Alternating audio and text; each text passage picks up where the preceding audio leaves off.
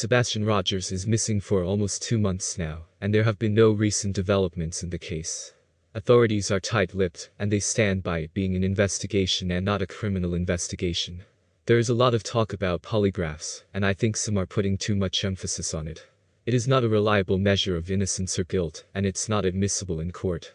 However, it does raise red flags when someone doesn't want to take one, and they are suspected of being involved in a case, especially the case of a missing child.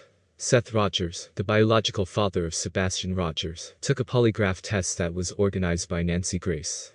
She offered one to Chris Proudfoot too, and he refused, stating that TBI told him not to take it. They would do one for him themselves.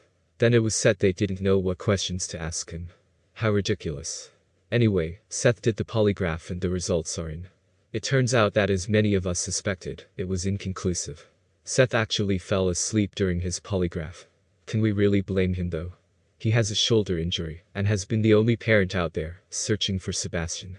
He hasn't been able to sleep properly and is on medication for his shoulder. I don't think it's hard to believe that he fell asleep during the polygraph, and I don't think it indicates guilt at all. In fact, he was probably so tired, and being in a quiet room with a monotone voice could have easily caused him to fall asleep. Seth's mother said the only reason he took the polygraph was to put pressure on Chris Proudfoot to do a polygraph. And Chris never did a polygraph with Nancy Grace. We have to ask ourselves why not. Is he scared that he will fail it, and that will make him look worse? I don't buy for a second that law enforcement told him he was not allowed to do one. Katie did one with TBI in past. I feel like if Chris did one in past, we would all know about it by now.